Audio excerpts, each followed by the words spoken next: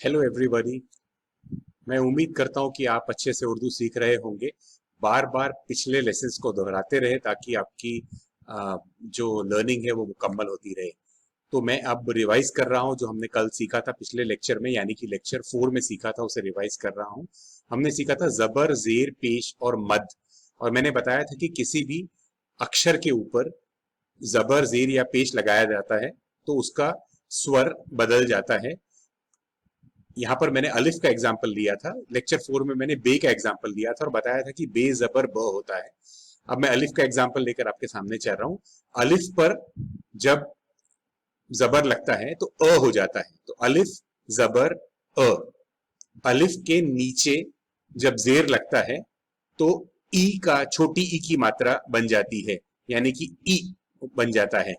अलिफ के ऊपर जब पेश लगता है तो छोटे ऊ का स्वर देता है, वो छोटी ऊ की मात्रा बन जाती है। और मैंने आपको बताया था कि अलिफ के ऊपर ये मद का निशान जब लगाया जाता है तो आ का का साउंड देता है। तो जब हमें आ लिखना होगा तो हम अलिफ के ऊपर ये मद का निशान लगाएंगे। और ये प्रैक्टिस हमने कल की थी, उसको मैं दोहरा रहा हूं दोबारा। तो ये अलिफ के ऊपर जबर लगाया, अ बन गया, उसके आगे ब लिखा, बे लिखा, तो ये अब हो गया। अलिफ के नीचे हमने जेर लगाया और साथ में नून लिखा, नून यानी न का निशान, न का साउंड। सो अलिफ जेर बन गया ई और आगे न जुड़ गया, तो ये इन हो गया। अलिफ के ऊपर पेश लगा और साथ में नून का निशान, तो उ और न, उन, उन हो गया, उन। और ये अलिफ के बाद मद लगा, यानी ये आ हो गया, और उसके बाद प का निशान लगा, यानी प हो गया, पे का निशान लगा, प हो गया, तो ये आप लिखा गया। आज हम 4 नए अक्षर सीखने जा रहे हैं जिन्हें कहते हैं जीम, चे, हे और खे। जीम, चे, हे और खे आप स्क्रीन पर देख सकते हैं। जीम, ये चारों एक समान है, इसीलिए मैं चारों को एक समान ले रहा हूं।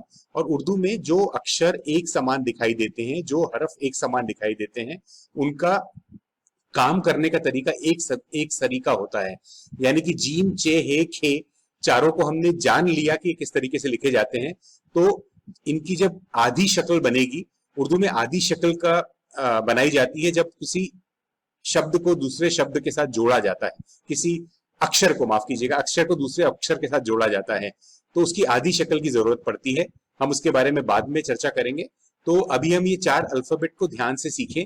जीम, चे, हे, खे। ये खे जो है हिंदी में ख होता है, ख खरगोश का। ये ख खुदा का है। तो ये हिंदी के ख से थोड़ा अलग है, आपको इसकी प्रैक्टिस करनी होगी। यह है ख और हिंदी में होता है ख। मामूली सा अंतर है, लेकिन तलफ्फुज का अंतर आप समझ लेंगे तो आपको आपकी जबान और बेहतरीन और बेहतर होती चली जाएगी। तो अब ये जीम, चे, हे, खे लिखना कैसे है मैं आपको समझाता हूं। देखिए इस तरीके से लिखा जाता है।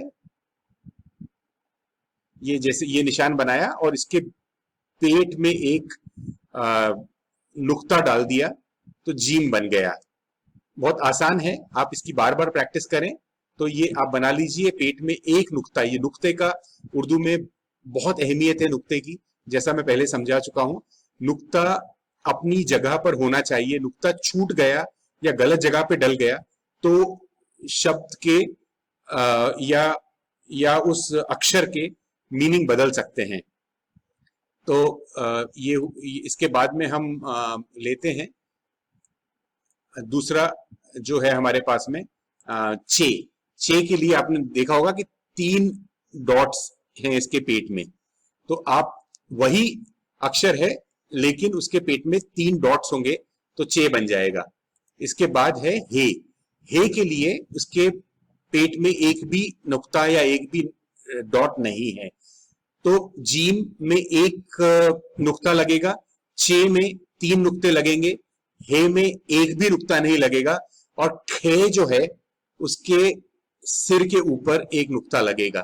तो आप ये 4 अल्फाबेट को अच्छी तरह से याद कर लीजिए और एक गुजारिश और है कि हमने अभी तक 5 लेक्चर्स ले लिए हैं। जो लोग हमारे साथ बाद में जुड़े हैं उनसे गुजारिश है कि आप 1 2 3 4 5 पूरे लेक्चर्स को ध्यान से, कल वीकेंड है, संडे है, आप उसको सुन लें। आप में से जो लोग मेरे साथ पहले लेक्चर से जुड़े हुए हैं उनसे निवेदन है कि आप भी चारों पांचों लेक्चर्स दोहरा लें, कल से पहले नोट्स बना लें, कॉपी में अपने प्रैक्टिस कर लें, क्योंकि इसके बाद हमारी स्पीड थोड़ी सी आगे बढ़ने वाली है। अब तक हम थोड़ा धीरे धीरे लेकर चल रहे थे ताकि आपकी पकड़ मजबूत होती चले जाए, लेकिन अब ऐसा वक्त है कि हम थोड़ी सी स्पीड से आगे बढ़ना चाहेंगे। तो इसलिए आपसे निवेदन है कि 1 2 3 4 5 ये पांचों लेक्चर्स को दोहरा लें छठे लेक्चर में जाने से पहले। तो फिर मुलाकात होती है अगले लेक्चर में, लेक्चर नंबर 6 में। शुक्रिया।